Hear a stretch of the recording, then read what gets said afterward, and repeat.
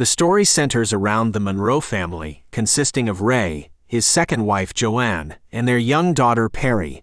Ray is a widower who has found love again with Joanne.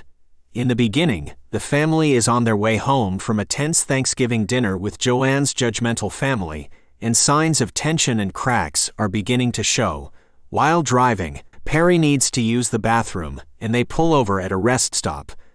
However, things take a dark turn when Perri falls into a construction pit because of her dog, and Ray and Joanne follow her. As they try to rescue her, things become disjointed, and reality seems to be shifting for Ray. As they rush Perri to the hospital, things become even more confusing for Ray as he struggles to keep track of what is happening. Dr. Bertram recommends a costly CAT scan for Perri's head injury, and Ray, desperate to do anything to save his daughter, agrees to the procedure. However, things take an even darker turn when Joanne and Perri step into an elevator to go for the scan. While Ray waits in the waiting room for hours, Ray's world is turned upside down when he wakes up to find that his wife and daughter have disappeared. As the events unfold, Ray starts to become increasingly paranoid. He starts to believe that the hospital carries out illegal organ harvesting. Ray begins to reinterpret his past interactions with hospital staff in this new light, making his suspicions grow stronger. For instance, he thinks that a nurse's somber demeanor was a result of the nurse's involvement in the organ harvesting ring.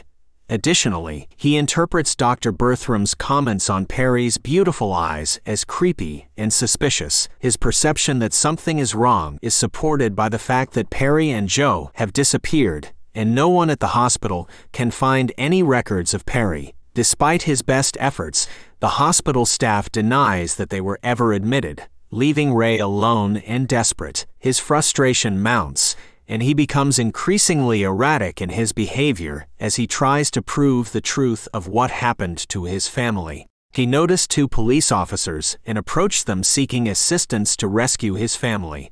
As a result, they launched an investigation at the hospital and arranged for him to speak with a psychiatric doctor to aid in his search for his family. The medical staff and police officers brought up his ex-wife, Abby, during their discussions. Eventually, they visited the site where Perri was tripped by a dog, and there he spotted the same dog. Despite this, no one believes Ray's story, and they suspect him of murdering his own daughter. However, Ray finds several clues that corroborate his perception, including Perri's scarf, her stuffed animal, and the dog that pushed her into the construction pit.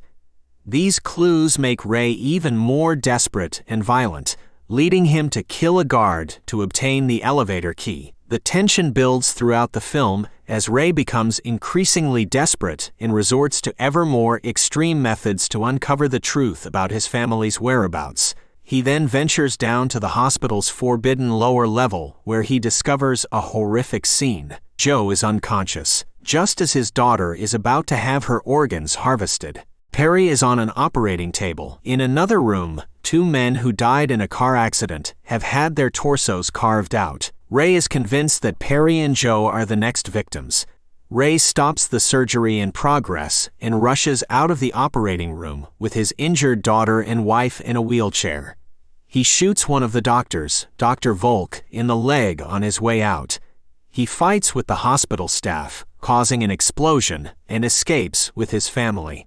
However, it is later revealed that the events leading up to this moment are not what they seem. Ray is deeply confused and has created an illusion in his mind to cope with the terrible events that transpired at a pit stop before they arrived at the hospital. As Dr. Bertram explains, Ray is not able to comprehend what happened to his family, and his mind has created a false narrative to make sense of the situation. As it is revealed that Ray is experiencing visual hallucinations due to psychological trauma resulting from the earlier events of the day. Actually, Perri fell into the pit, hit her head upon impact, and immediately died. Ray dove in after her and hit his head too, which lent to his addled state.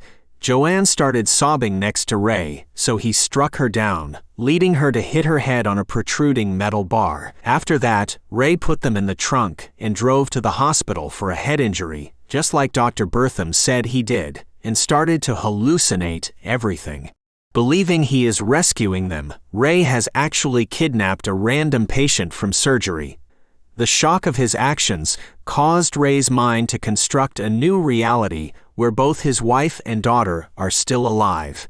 In reality, Perri died from the fall, and Ray accidentally killed Joanne after pushing her. Perri and Joe's bodies are in the trunk. The story ends with Ray driving his car.